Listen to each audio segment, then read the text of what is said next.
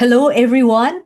I'm Elaine Cercado, an executive coach, trainer, facilitator, senior consultant, and director of Power Renew Training and Coaching Philippines. And I welcome you to the complimentary webinar AI is Here, EI is Here to Stay. Today, we're exploring the intersection of artificial intelligence and emotional intelligence, and how both are shaping the future of work, leadership, and human connection. It is my absolute pleasure to introduce our distinguished speaker, June Marfori. June is a seasoned professional with an impressive track record in learning and development, leadership, and general management. He holds a degree in business management from the Ateneo de Manila University and brings with him decades of leadership experience across diverse industries, both locally and across the Asia Pacific region. Throughout his career, June has held key roles such as general manager, country business manager, learning and development director, and global learning manager in top global companies such as Kodak, Convergys, Headstrong Philippines, and Cummins. His expertise spans a wide range of areas, including leadership, change management, sales and marketing, performance management, and personal effectiveness. He has also led training programs on a wide spectrum of topics, from technical leadership to consultative selling, from facilitation skills to change management, making him a sought after speaker, facilitator, and coach. And I have to add, moderator, during conferences and panel discussions. Currently, June serves as one of the board of directors of Power in You, continuing his passion for developing leaders and organizations. It is my honor and joy to welcome June Marfori. Let's welcome June Marfori. Well, thank you for such a warm introduction, Elaine. I was concerned when you said decades. Well, I think the attendees today can see my white hair, so I think the decades will certainly speak for itself. Well, once again, I'm most definitely honored to be here. I thank the directors and fellow directors in Power New for giving me the opportunity to speak this evening or this morning for most of you. I'm most definitely not an expert on either of these subjects, but I will draw from my research and from my readings on the subject, my combined experience in corporate and in consulting, and from my encounters with perhaps now, Elaine, thousands of individuals in what now has become 44 years of corporate experience and working and professional experience since graduating from university and joining the workforce. I will start with this provocative line, and it says, "Some things just don't change, thankfully." Many years ago, fresh from university, in what was possibly my first town hall meeting, I heard the general manager say, "This is a company where our best assets go down the elevator at the end of the day." Fortunately, some things just don't change. Because after 4 decades and more, I genuinely believe that statement is gospel truth, and I am certain it will always ring true. And I genuinely believe that this relates to EI, because EI, as it relates to people, is definitely here to stay.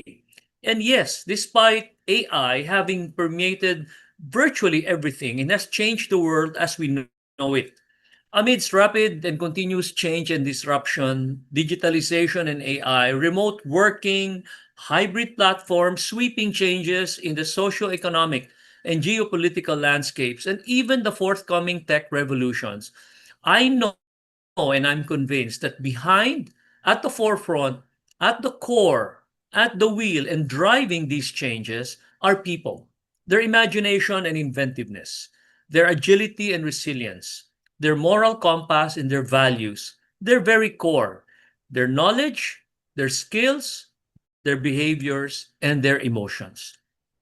As history has taught us, upheavals, tech revolutions, and other high impact events shaking us into uncertainty and chaos at the moment, subsequently and in the aftermath, will simply become a timeline point in history. But people will always be a key element and essential and integral part of the equation. Let's go down memory lane. How many of you will remember a company called Digital Equipment Corporation? You know, these are what I call foolish tech predictions. And this is the first. You know, Ken Olsen, founder of the DEC or DEC, said there is no reason anyone would want a computer in their home. And then, later on, IBM, Tom Watson of IBM actually said, I think there is a world market for maybe 5 computers. Can you imagine these words? And can you believe who said them? Can you believe what companies they represented even at the time when they became really big? Both quotations were then shared by leaders, founders of what would become global tech giants in the 50s, 60s, and even for several decades. In fact, DEC unbelievably overtook IBM in the 1990s, though eventually it lost money and closed. IBM, of course, is a company that is considered to still be a large corporation, still has the highest number of patents in the technology area, and last year had market capitalization still in the area of $150 billion.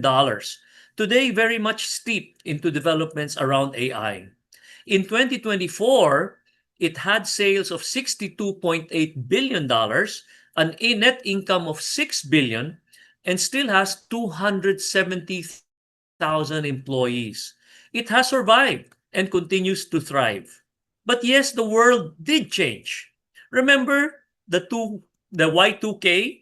I don't know how many of you in this webinar will remember that. It was also known as the Millennium Bug. It was a widespread panic surrounding a computer programming flaw that was expected to cause widespread chaos at the start of the year 2000.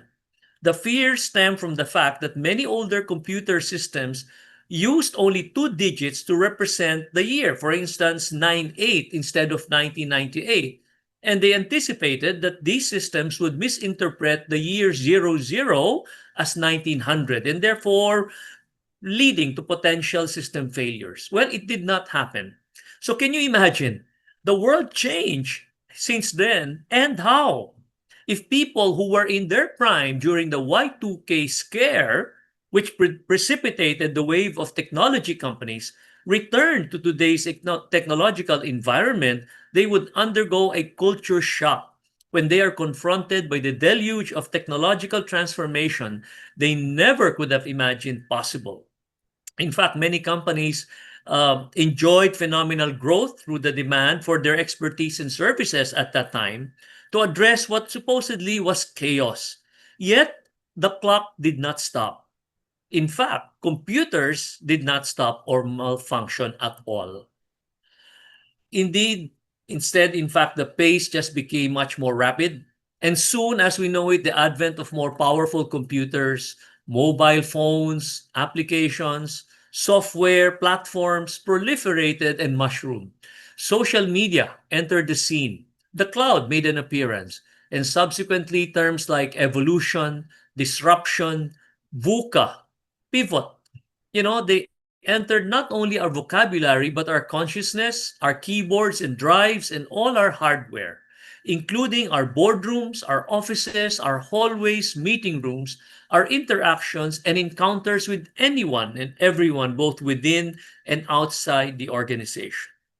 But then again, when you take a look at the history of industrial revolutions, what has made this present revolution any different? You remember the predictions from Ken Olsen and Thomas Watson just a couple of slides earlier? The Industrial Revolution sometimes divided into the first Industrial Revolution and the second Industrial Revolution was a transitional period of the global economy toward more widespread, efficient, and stable manufacturing processes. In fact, it succeeded the second agricultural revolution. But when you take a look from 1760 to 2025, over 260 years from the first industrial revolution to today's ongoing transformation and revolution, just when did it not involve people? What does this article from December 2024 say? When you take a look at this question, does the rise of AI compare to the Industrial Revolution? Well, in actuality, the answer is almost. Just from last year, Columbia Business School found out from their research that based on their findings, the researchers predicted a 5% decline in the labor share of income due to AI and big data technologies. What this suggests is a fundamental shift in the composition of production inputs, with data becoming a more significant component. Guess what? This transition comes close to mirroring the historical shifts brought about by the Industrial Revolution from 3 centuries ago, which saw 5 to 15% declines in the labor share of income. So, interestingly, in the context of AI, the loss of labor share does not equate to a loss of human jobs. In fact, in this context, AI wasn't replacing the people. They just got more work done. So, following the line of reasoning that from 1760 to 2025, in the last 260 years, from the first industrial revolution to today's ongoing transformation and revolution, all the tech revolutions involve people. And why not? Who demonstrated curiosity and continues to do so? Who sees a different culture? Who foresaw a different future? Who imagined a reality outside of the norm? Who envisioned a different possibility? Who asked the question, what if? Yes, for the boomers who can recall this saying, someone finally said, yes, we can build a better mousetrap. So, who drives revolutions? Remember this saying? If it ain't broke, don't fix it. It's a throwback to several decades back. We live by this principle. We operated by this principle. And why? Because we are creatures of habit. We are comfortable with the comfortable. We are uncomfortable with the uncomfortable. So we say, if it ain't broke, don't fix it. It's a proverb that means you shouldn't try to change or improve something that is already working well. After all, why would we reinvent the wheel?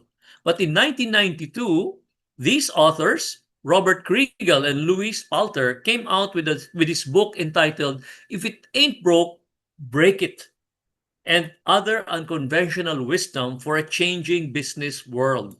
What does it encourage? It encourages proactive change, innovation, and a willingness to disrupt the status quo even when things seem to be functioning adequately.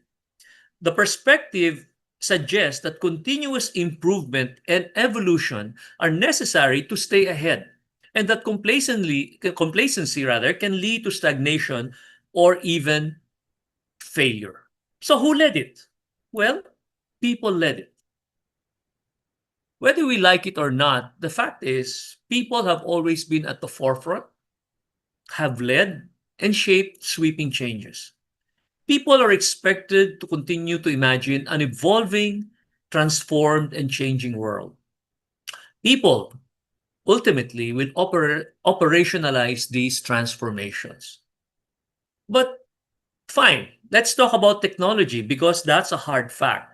And I'm not going to go far, and in fact, I will quote no less than our moderator and our host tonight, Miss Elaine Cercado. She is a co-partner in Powering You in the Philippines and also a managing director for Powering You in Singapore. And if you look at her focus areas, very much known and credible to speak about the subject. She spoke about global capability centers not too long ago from the Asia Pacific Summit of News Compass. And let's understand, she spoke about global capability centers. It goes back to its historical roots, which is outsourcing. Historically associated with back office data functions and IT support in the late 90s and early 2000s, large multinational companies decided to shift these tasks to countries in Eastern Europe or Asia Pacific to benefit from their low cost labor. However, as these companies have emerged, so have companies' approaches towards business process outsourcing. So let's take a look at what GCCs are doing now and what they're achieving. They're driving emerging technologies have become the catalyst of transformation for their organizations. In fact, Deutsche Bank, GCC set up in 2005 and now employs, as of 2023, close to 20,000 people. GCCs exist in multiple forms today, catering to different business needs. In fact, in India alone, they account for, or GCCs account for more than 50% of the global GCC market, with more than 1,600 GCCs up and running in the subcontinent. 2 years ago, GCCs in India accounted for more than 1% of the country's GDP. And in fact, in India alone, they're expected to reach 2,400 entities by 2030. Why am I talking about GCCs? Because they are increasingly becoming an industry segment of significance. And what are they saying about talent and people? Just to the point of why EI is so important. When you take a look at the promising GCC story, this particular third fact says 25% of global company headcounts are now within GCCs, emphasizing their growing strategic importance. I would venture to say that this is therefore significant when you take a look at that number. But what is happening in the GCC area? GCCs have experienced an average attrition of 12.5%. So while it continues to grow, it's an attrition rate of an excess of 10%. In fact, 75% of the survey respondents expressed concern that increased attrition driven by the competitive talent landscape continues to pose a medium to high risk for their business. So let me share a few more interesting trends focused on talent development in Asia Pacific region. When you take a look at KPMG, it says that 70% of organizations view talent as a top priority, highlighting the need for strategic workforce planning. And in fact, when you take a look at, again, Ergo Group, which is a significantly growing company in India in the area of GCC, you can take a look at what they are saying about how important talent is. What are these four previous slides, including this current one, showing? Number one, GCCs are growing. It will be a major business segment. It will be a major employer. Talent will be in great demand. But with this excellent opportunity, attrition is high and therefore is a cause for concern. So when you take a look at what is also emerging as very important in the areas of leadership development and future ready skills in order to adapt to the evolving business landscape, including the growing segments, in particular GCCs, you're looking at human centric leadership, which emphasizes empathy, among others, as an area, as a trend of great importance. So certainly, it builds the case for taking care of people who are at the heart of enterprise growth. What are HR leaders saying in this part of the world? 90% highlight the need for talent management evolution. They're talking about the shift to skill first hiring and agile growth parts. They're looking at building robust learning ecosystems, ingraining an infinite mindset and culture of continuous reskilling. But also, what are respondents saying? They're saying that hybrid work, upskilling, and emotional intelligence are defining trends for the next 2 years. So, across the board, dear webinar attendees, leaders are saying the same thing. We can't run on old talent models. When we ask about these trends, we are seeing that emotional intelligence is continuing to play a pivotal role, even in today's changing landscape. When you look at today's new segments that are mushrooming that did not exist in the decades prior, EI is in fact showing up in no less than the profits. And so why not take a look at EI, because this is where EI is making an impact. In fact, what you're seeing outside the GCC area and in business in general, and we know that AI is fundamentally reshaping how billions of people are making decisions, creating value, and leveraging technology, the change is evident. You can see that for a 10% increase in EI, there is an equivalent trackable 7% increase in overall business performance, including profitability. In fact, it says chatbots are okay, but real connections win. It's exemplifying trust in employees to leverage their EI to read situations and make decisions that create customers for life, which means that in fact EI continues to play out in companies like Ritz-Carlton, where in fact face-to-face encounters and premium customer service are achieved by staff who are empowered and therefore demonstrating emotional intelligence when they are empowered with a certain amount per day to spend per guest to ensure that guests receive prime or premium customer service. In fact, I'm just going to throw a poll right now, or maybe ask you to put in the chat box. How many of you in the room may have heard of the Ritz-Carlton policy on ensuring great customer experience? And if you can guess, how much is each, should we say, employee of Ritz-Carlton hotel chains around the world is empowered to spend per guest per day to ensure that they resolve customer service issues? If you can just put it in the chat box, we'll see how many of you are actually aware of how much each Ritz-Carlton employee is empowered by the company or the hotel chain to actually make good on a customer service issue, conflict, or experience of a guest. Let's take a look if anyone is going to be able to put in anything on the chat box. Anyone can guess. How much do you think each Ritz-Carlton employee is empowered by the hotel chain? Not familiar, but my guess is $100 a day. Thank you from Bigoy. Let me see who else. Anyone else willing to guess? There's Okay, 2,000 June $500. Okay, and a I'm seeing 2,000 it and on a five second hundred. end. There's $300 300. from, Yeah. okay. 1,000, 2,000 from Veron, Australia. Veron, you got it right. That is true. In fact, blending AI efficiency and AI driven human interactions is actually what you experience there in the Ritz Carlton experience of customer service or customer experience. Each employee is permitted to spend up to 2,000 a day per guest to resolve issues. And what is this speaking about? This is not about employees spending frivolously. No, in fact, it exemplifies trust in employees to leverage their emotional intelligence, competency, and skill to read situations and to make decisions to create customers for life.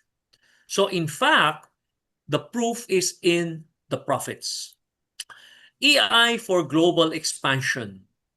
AI certainly can spot market opportunities quickly, but high EI are more likely to successfully break into new markets and adapt to local conditions due to their heightened sense of local cultures and social awareness. When you take a look at this next line, it says optimizing for humans, not just machines, from Ibrahim Jackson, founder and CEO of Ubiquitous Preferred Services. He says, successful digital transformation depends on the leader's ability to support employees' adjustment, to ongoing technical change and organizational realities. The fact is, organizations are morphing, they're evolving and transforming.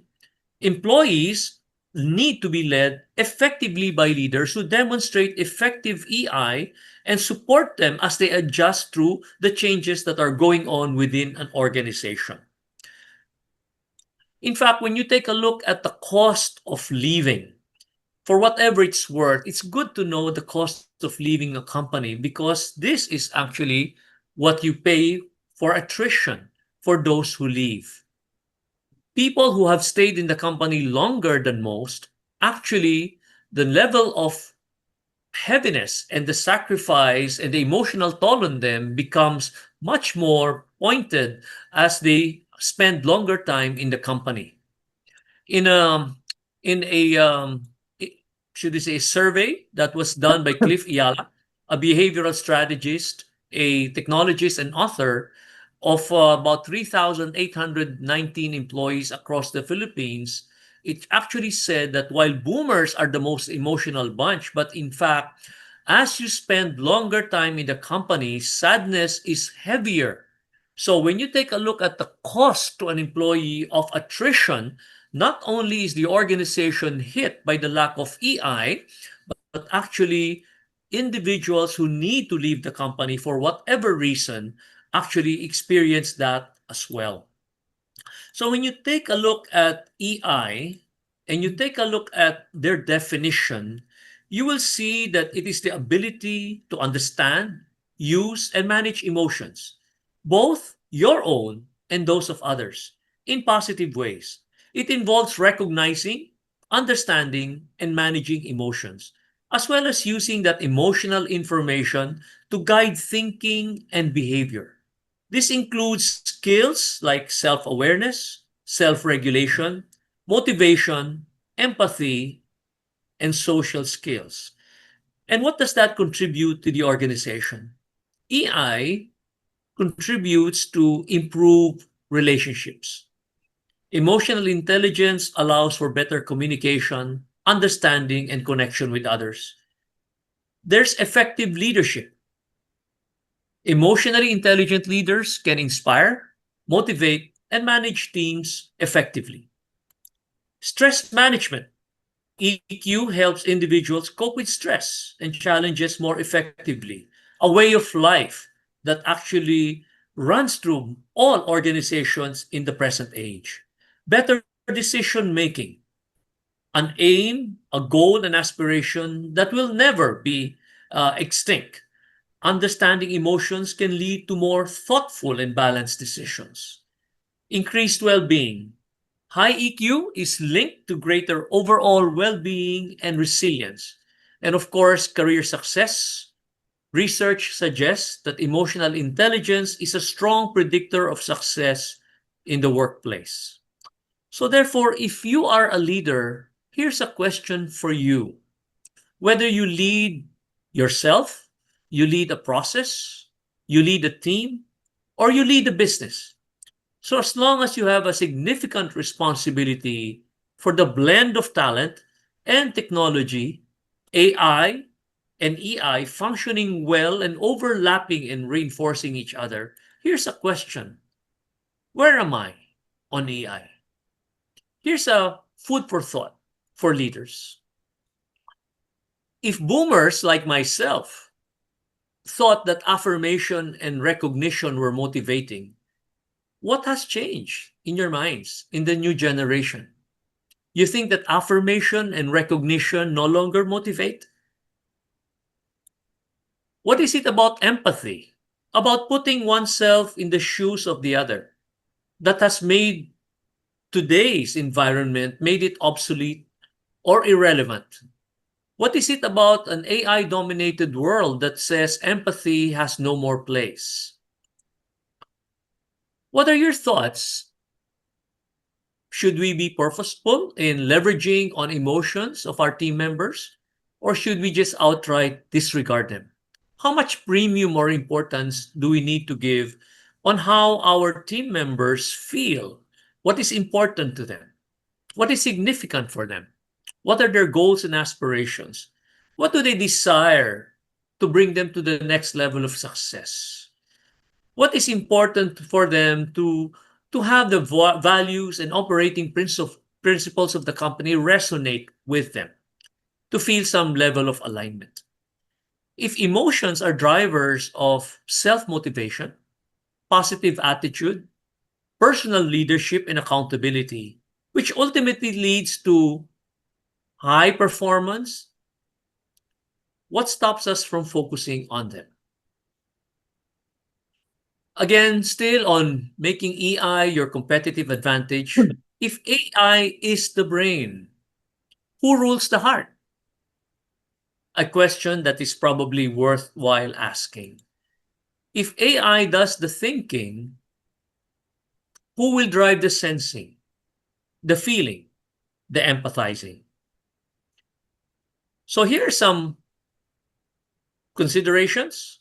If you are running an organization, you know, you might take a look and say the intersection of artificial intelligence and emotional intelligence represents a transformative frontier in the digital era. And it says here that leveraging AI's computational power while preserving the empathy and ethical insight that define human intelligence is where true leadership in an AI driven world achieves a delicate balance. In a world that is increasingly dominated by algorithms and automation, the leaders of tomorrow will be defined by their ability to connect, empathize, and inspire. If you're running an organization, some steps that you might want to take to develop in this scale of EI in your workforce, maybe invest in EI training. Develop programs that build emotional intelligence at every level of your organization. These might include in person, interactive, and experiential learning workshops, personalized coaching, and data backed assessments. Reward EI behaviors.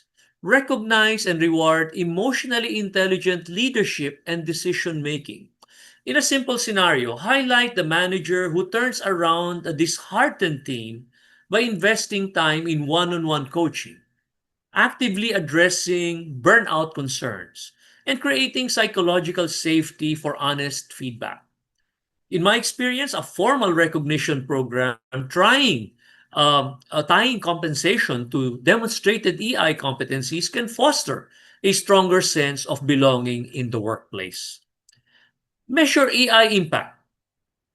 Track the actual business results of your EI initiatives, such as team member retention, the reputation levels of teams delivering desired outcomes for your business.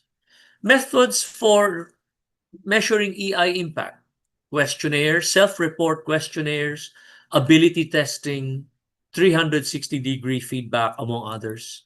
Finally, build EI into your process. Design workflows and systems that support and encourage emotionally intelligent interactions. Here are a few techniques that have been found to be effective, particularly at the leadership level. In leadership meetings, open with a brief emotional temperature check. Check where people are.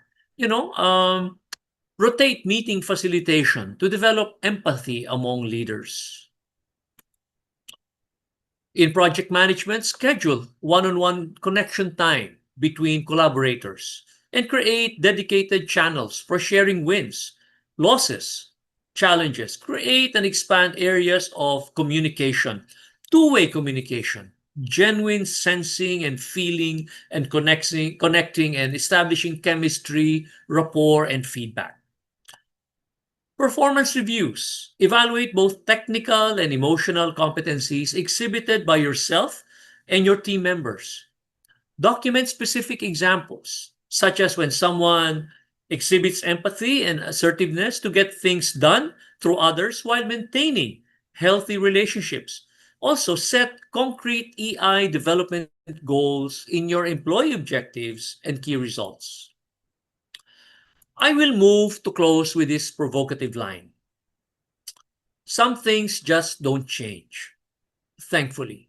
30 years ago, when I moved from sales to the human resource team, I distinctly recall how, armed with a coffee maker in my office, that was the bait for encouraging more open, frequent, and informal conversations between myself and those who were coming into the human resource area.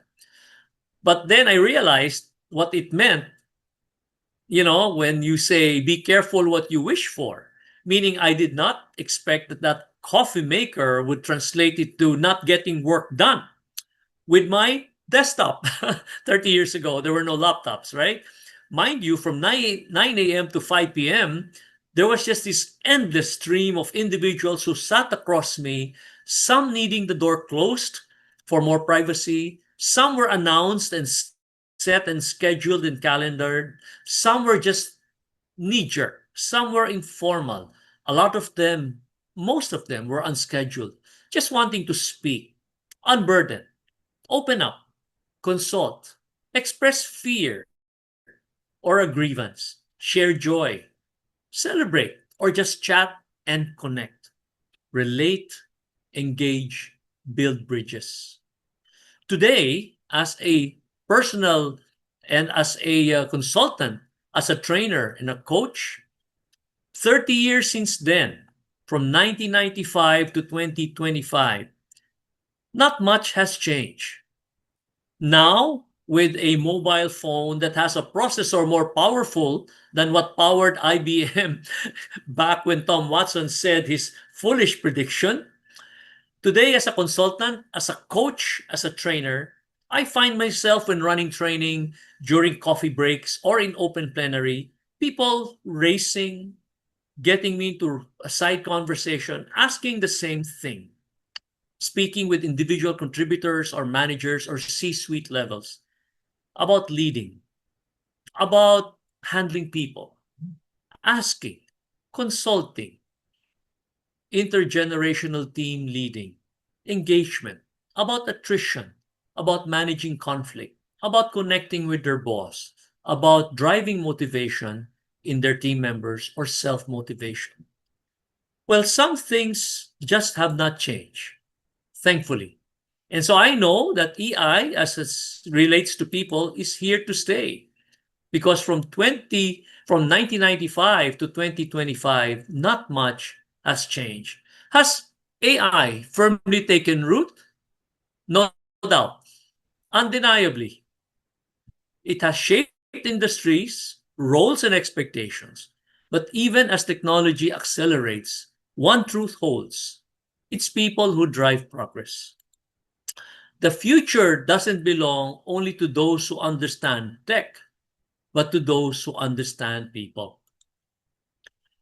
AI is here, but emotional intelligence remains one of the most essential and future proof skills in today's evolving world of work. And frameworks like News Compass, which help individuals and organizations align with purpose, overcome roadblocks, and move in a clear, meaningful direction, can support this shift. In fact, AI is transforming the business world, but EI may determine the good from the great. Those companies that recognize and develop EI as a core strength masterfully, combining the efficiency of AI, which is here, with the power of human connection, will be better prepared for the future. In our new world, EI is our currency for success. And so at this point, I'm just going to ask Elaine, I think, to come in and get into the fray as I say thank you very much for this opportunity to have spoken. And with that, Elaine, I just want to say thank you for all of those who graced this evening or this morning for those of you who are in a different time zone. Thank you, Thank Elaine. you. Thank you very much, June. And we'll get back to you with questions that have been sent to us during the registration, but also questions that are coming in now through the chat box. Thank you very much. I took away myself many, many points and learnings. And by the way, I'm one of those who lined up to your office. We were colleagues, just to let the participants know, we were colleagues many ages ago in Kodak. And, June had the best coffee in town. And being a heavy coffee drinker myself, we enjoyed the company of good coffee with June while sharing stories about our life in the office. Indeed. Yeah, Indeed. so it's one of the best memories, Kodak memories Thank you. of our Thank you. life. Yes. Thank you, So Elaine. at this point, I'd like to go back to what you said earlier, June. Just as the questions are coming in, if I can just reiterate the framework that will help us navigate through the changing times, and that is the News Compass. The News Compass is a multi-awarded methodology. It's a framework, methodology, tool, and content at the same time that can be used to achieve alignment, evolution, and growth. And if I can just show the compass in the next slide, it's a compass. So we have the four directions. So we have the north, which shows the organization, the team, or individual where the person, the team, or the organization is going. It answers the question about where the team is heading, what is the team's vision. And then the east is where we answer the question why. What are the team's values? What are the drivers, the motivators? And what is the passion? So what is the meaning of what I do if I'm asking this as an individual, as a leader, or as a team, as an organization? And then we go to the south, which is the why not. What is stopping us? What is limiting us as an individual, a team, or an organization? What are the difficulties we're facing that we need to address? And lastly, the west, the how. No, so what is my team's plan and how will we execute it? So how do we get there, where we want to go? And so that is the News Compass for navigation, a tool, a methodology, a framework, and content that can be used by organizations. And this is one part of the four tracks of the news navigation solutions. If I can just show the next slide, it actually is one part of it. So if the top part, left part, shows the organizational and team navigation solutions, which we call organizational navigation and team navigation. And then we have the leadership development solutions, such as first-time managers, managers as a coach, as a mentor, and others. And then on the top right, we have the executive coaching solutions as well from news and the career navigation, your next best version of yourself. And lastly, consulting solutions for culture and leadership transformation. So all of this brought to you by New Solution, who is our global partner based in Switzerland, in addition to the many solutions as well that have been developed and delivered by Power in You for organizations here in the Philippines and also in other Asia Pacific countries. And so we will end at that. And one last thing, before we ask your questions, we do have an event that we will be offering to you, and it is in the last slide of this. An open enrollment for a workshop that is based on the News Compass methodology, which is designed for senior leaders and leaders, in general, on how to apply the News Compass to their organization and to their team. So if you're interested, please email us at info@powerrenew.com.ph or approach June or myself or any of the directors and team members of Power in You. This will be sometime end of August to first week of September. So we now have about 15 minutes or Okay. about there, 10 to 15 minutes to ask June the questions. And I'd like to get started, June, with a couple of questions that were sent in through the registration. The Okay. first one is, how can we develop emotional intelligence in this VUCA era? So VUCA is, of course, volatile, uncertain, complex, ambiguous. This was sent by Eden, a faculty from CEU. Okay. That's not an easy question because it's VUCA. Well, I will hold on to the provocative line with which I started my presentation, which is some things just don't change. And when you talk about emotional intelligence, despite the fact that we live in a volatile, unpredictable, complex, and ambiguous world, we know that emotional intelligence still is very much at the control of the individual. So I believe that one way to develop emotional intelligence is, of course, first of all, to look at what's the definition of each of those five, and to understand ultimately and at the outset that each of those five competencies are within your reach and your control. So really, the attitude is one of being purposeful, being intentional, and being driven.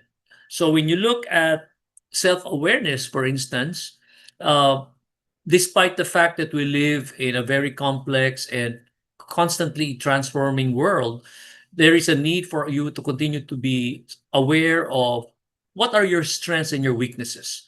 What are the opportunities to blend with the evolving world?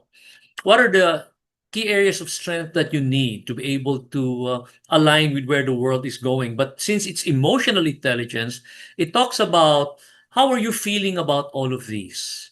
And how are you going to manage yourself when you go to the second competence, which is self regulation, amidst what you might be going through? In a complex world, relationship with individuals you work with, whether it's in a virtual platform or in a face to face, will not change. You will deal with emotions, and whether it is in an environment where we thrive as boomers or in an environment where it is hybrid or purely virtual today, one cannot deny the fact that emotions will continue to play out in the workplace. For as long as we relate to individuals in one capacity or another or in another platform, you talk about how do you put yourself in the shoes of the other. So, for instance, in a working relationship, saying one thing and being deliberate and discerning before you say it is one way to actually do self regulation or to demonstrate empathy. To put yourself in the shoes of the other before you say that. And perhaps now more than ever, because we live in a much more complex world where perhaps the lack of a face to face interaction adds a layer of distance because the virtual connection is not as solid, perhaps, as one that is face to face, then perhaps one needs to be much more purposeful, intentional in developing these competencies. Social skills, for instance, when you look at how you might demonstrate that, is really taking a look at what opportunities there are despite the fact that you deal in a virtual environment. So teams I know that have thrived very well in the period of purely virtual during the COVID years did in fact demonstrate one-off or recurring achievements in the area of engagement that demonstrated a sensitivity to people's feelings about cabin fever, about the lack of recognition and affirmation because of the lack of high touch. So I think certainly being purposeful, being resolute, being decisive, and being very sensitive to those opportunities and developing those opportunities in a VUCA world are still very much effective and can be successful. But that's a very general statement, Elaine, because when you take a look at emotional intelligence in the VUCA world, one needs to take into account where are your team members? Where are they in terms of your emotional temperature? Where Mhm. is their pulse? What is important to them? And so a heightened sensitivity needs to be accompanied by a purposeful and a discerning and deliberate approach to developing EI. Okay. Thank you, June. And so it probably also goes back really to the key competencies, the core competencies, right? Developing those core competencies Yes. of self-awareness, self-regulation, social And awareness. not to say that that's easy, Elaine. Mm. I be It's not. emotions definitely are more often are ruled or rule us, as opposed to purely a nonsensing and just a thinking and more of a brain action. But certainly, when you look at emotions, we know that emotions ultimately drive decisions. Emotions will ultimately drive um, reactions, and it can drive and affect performance. So Mhm. emotional intelligence in a VUCA world simply means that it is developing a certain level of sensitivity and being purposeful about it. Okay. June, I'd like to read some of the comments. Yes, please. From Sab, being in the lead gen space, I've noticed the rise of GTM roles. I think GTM is it go-to-market roles, especially in email marketing and even with all the AI automation. It makes me think how crucial AI is for real human touch. So thank you. And Thank you for that comment. from Edwet, one of our regular webinar Hello, participants. Ed. AI is a tool that improves the performance of a business as it increases the business capacity, maintains the quality of the product or service to the customer, and makes the work easier for the workers of the business. But AI cannot fully make decisions on the outcome of a business forecast, well said, and it can only predict a certain Yes, portion of what will happen. right. This is where EI among the business workers comes, as EI allows collaboration among businesses on what is the true scenario and what will be the most successful direction. My 2 cents worth of how AI should be used with AI in business. And thank you so much are pouring in Th- from the Thank you, various Ed. participants. Ava, one of our regulars again. Thank you so much, sir. From Oh, Ava. Guard or Guard Gerona. Hi, June. Thank you for your webinar. In your opinion, in what ways can AI simulate EI, and where does it inevitably fall short in understanding the depth of human emotion? Would you like to Okay, answer that, Jared. June? Yeah, thank you for that question, Jared. In fact, as I did say at the outset, while I do not profess to be an expert in AI and EI, but I did do an extensive reading and research on the latest developments around where AI and EI overlap.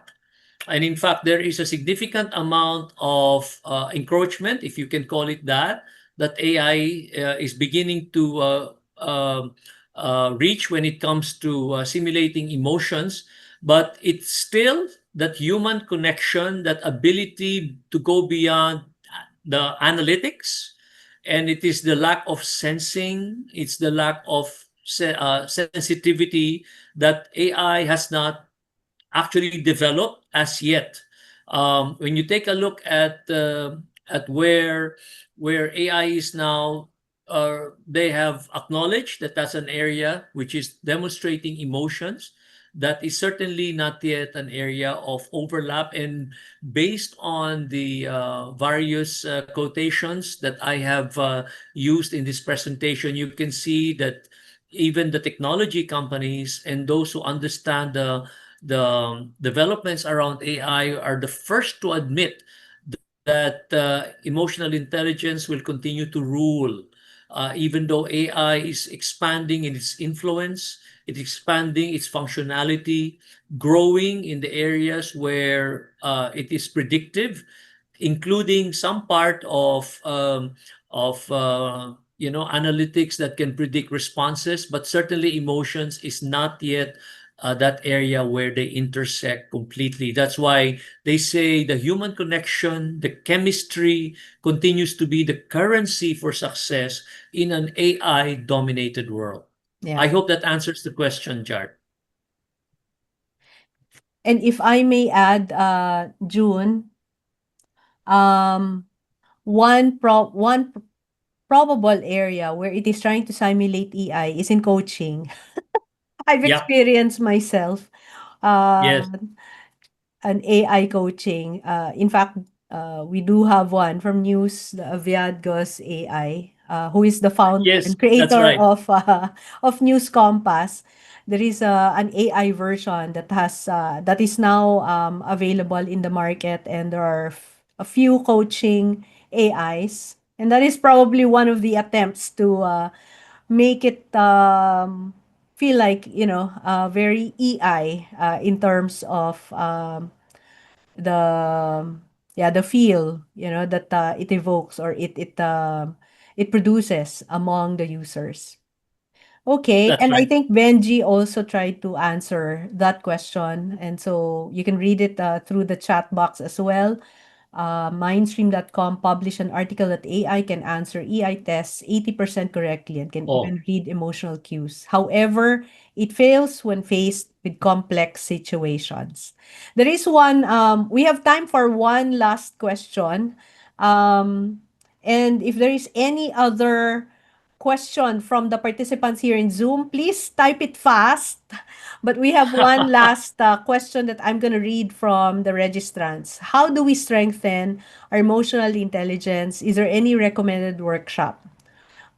Well, I did recommend something, earlier, which is from the news navigation solutions. But June, do you have any, workshop, but also probably other learning and development tools or interventions? well, I mean, when you talk about organizational purposive organizational intervention to strengthen emotional intelligence, then certainly a workshop where it does speak extensively about the principles of emotional intelligence and permitting the learners to be able to do some skills role play and to be able to be able to bring that purposively back into the workplace, and certainly the organization helping establish a culture of where emotional intelligence is not only tracked but it's also rewarded, where it is recognized, uh, can only complete what a workshop might achieve, because certainly developing emotional intelligence and harnessing it at the level of the leaders as well as the organization can only be achieved if it was something that was widespread Mhm. and was being addressed purposively as a culture as opposed to a one-off. Workshops can be very be effective. In fact, as a uh, as a level one, when you are emerging out of a particular training intervention or a skills or role play workshop that might be held, such as what you spoke about extensively from News Compass. But certainly, Elaine, I would promote the organization, particularly where leaders can be developing it as a culture and Mhm. to be accompanied by other interventions Yeah. beyond just an L&D or workshop Yes. uh, activity. Yeah. Okay. Thank you, June. So it's in the practice, right? The Yes, culture and the practice. Thank you that's so right. much. And we have a couple of minutes left, so I will go ahead and I thank you so much, June. And I hope our participants here in Zoom and also um, wherever they will get this have learned and have enjoyed and have picked up something that they will practice and that they will take Thank you, away or Elaine. perhaps even share in their respective workplaces. So thank you very much, June. And so you don't miss out, subscribe at powernew.com.ph to get updates on learning events. And also, we offer complimentary webinars, online learning sessions, and face to face trainings. And so, everyone, thank you for joining us tonight. We hope to see you again in our webinars and other learning events. We will be back, I think, sometime August or September for our next webinar. Stay tuned for that. Thank you and good night.